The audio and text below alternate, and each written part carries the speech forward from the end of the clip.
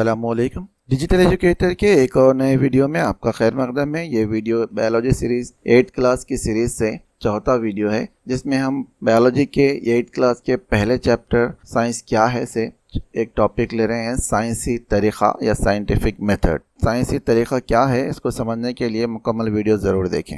अगर आपने अभी तक चैनल को सब्सक्राइब नहीं किया है तो पहले चैनल को सब्सक्राइब कर लें ताकि आने वाली वीडियोस आप तक बिना किसी रुकावट पहुंच सकें। साइंसदां किस तरह किसी सवाल का जवाब देते हैं या अपनी जानिब से शनाख्त करदा मसले को किस तरह हल करते हैं।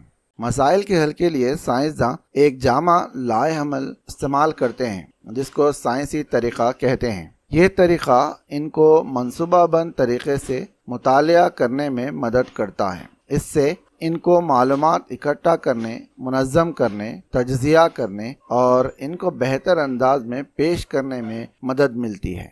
तो चलिए आइए साइंसी तरीक़े को समझते हैं। साइंसी तरीक़ा मुख्तलिफ मराइल पर मुश्तमिल होता है जो आपके सामने नज़र आ रहे हैं। पहला मरहला है मुशाहिदा और सवालात करना, ऑब्जर्वेशन एंड आस्किंग क्वेश्चंस। दूसरा मरहला मफरूज़ा क़ायम करना या फॉर्मिंग ए हाइपोथेसिस। तीसरा तजुर्बात की मनसूबाबंदी करना या प्लान एन एक्सपेरिमेंट। चौथा तजुर्बात का इनेकाद करना यानी कंडक्ट एक्सपेरिमेंट। पाँचवा नताइज अख्ज़ करना और तरसील करना, draw conclusion and communicate results. इन तमाम मसाइल को मज़ीद हम एक एक करके एक मिसाल के ज़रिए समझने की कोशिश करेंगे। राशिद के सामने एक मसला है, सेम के बीज की काश्त कौन सी मिट्टी में बेहतर होती है। इसको पता नहीं कि सेम के बीज, राशिद के पास चंद सेम के बीज हैं जिसकी काश्त उसको करना है। इसे पता नहीं कि कौन सी मिट्टी में सेम के बीज की काश्त बेहतर हो, तो इसके लिए ये क्या करेगा। राशिद अपने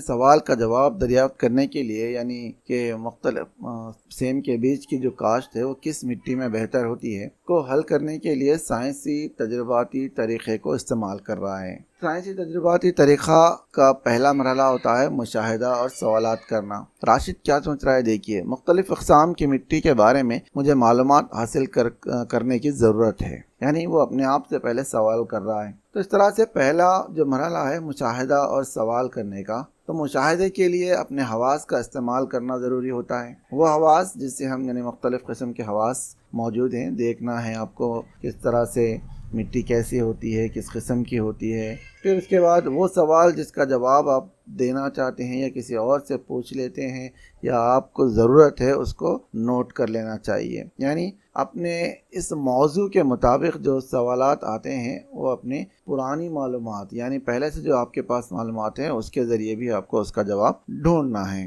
आपको दीगर और क्या मालूमात दरकार हैं इसका फ़ैसला करते हुए मुख्तलिफ़ किस्म के सवालात तैयार करने होंगे और जिन अशख़ास के पास जानकारी या मालूमात होते हैं या तहक़ीक़ करते हैं लोग, उनसे मालूमात हासिल करनी पड़ेगी। तो सबसे पहला मरहला ही मुशाहिदा और सवालात करना है। इसीलिए राशिद सबसे पहले क्या कह रहा है, मुख्तलिफ़ अक़साम की मिट्टी के बारे में मुझे मालूमात हासिल करने की ज़रूरत है।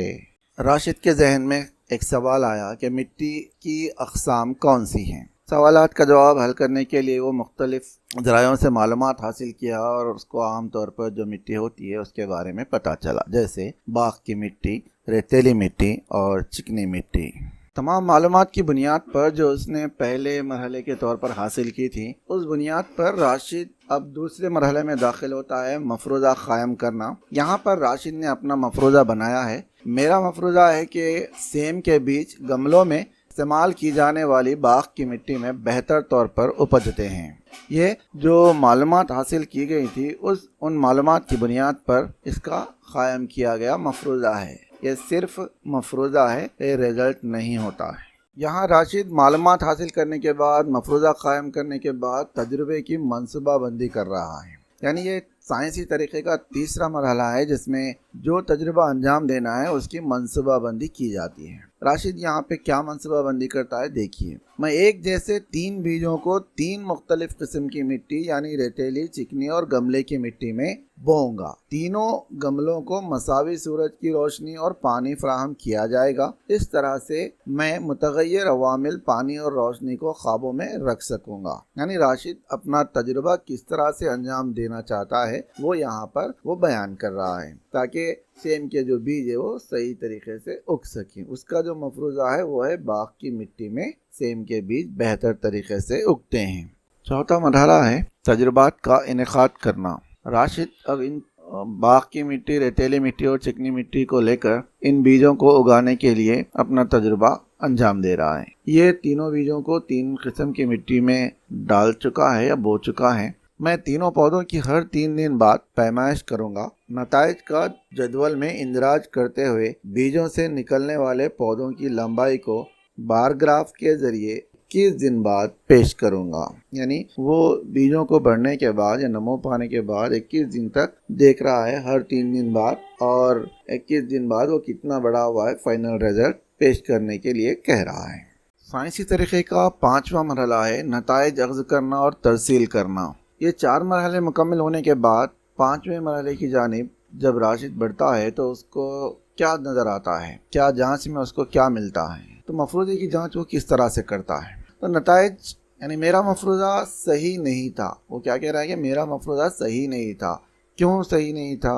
بیج یکساں طور پر ریتیلی اور گملے کی مٹی میں یا باغ کی مٹی میں اپجتے ہیں، بیج چکنی مٹی میں بھی اچھی طرح اپجتے ہیں۔ یعنی یہاں پہ اس کو کیا پتا چلا کہ بیج تینوں قسم کی مٹی میں صحیح طریقے سے اپجتے ہیں، خاص طور پر باغ کی مٹی اور یا گملے کی مٹی کے علاوہ ریتیلی مٹی اور چکنی مٹی میں بھی یہ بیج اپجتے ہیں۔ تو کیونکہ اس کا مفروضہ تھا کہ صرف باغ کی مٹی میں ہی سیم کے بیج اپجتے ہیں، تو یہاں پر تجربہ انجام دینے کے بعد اس کو کیا پتا چلا کہ تینوں قسم کی مٹی میں تھوڑے بہت فرق کے ساتھ بیج نمو پا لیتے ہیں اور اچھی طرح سے اپجتے ہیں۔ اس طرح سے راشد کا یہ مفروضہ غلط ثابت ہوا کہ صرف باغ کی مٹی میں ہی بیج نمو پاتے ہیں۔ تو اس طرح یہاں پر یہ ایک بات خاص طور پر یاد رکھنی چاہیے کہ ہر مرحلے میں ہم کیا انجام دے رہے ہیں، کس طرح سے کام انجام دے رہے ہیں، ان تمام کو اپنی نوٹ بک میں لکھتے رہیں تاکہ اپنا جو تجربہ ہے وہ صحیح طریقے سے ہم انجام دے سکیں۔ اس طرح سے سائنسی طریقے کے تمام مراحل کو ہم انجام دے سکتے ہیں کوئی بھی مسئلے کے حل کے لیے یا حل تلاش کرنے کے لیے، چاہے وہ رزلٹ اس کا نتیجہ آنے کے بعد ہی پتہ چلے گا، لیکن ان میتھڈز کے یعنی طریقوں کو استعمال کرتے ہوئے یا سٹیپس کو استعمال کرتے ہوئے ہم مختلف قسم کے مسائل کو حل کرنے کی کوشش کر سکتے ہیں۔ امید کرتا ہوں کہ اس ویڈیو سے سائنسی طریقے کو سمجھنے میں مدد ملی ہوگی۔ جزاک اللہ خیر، ملتے ہیں اگلے ویڈیو میں۔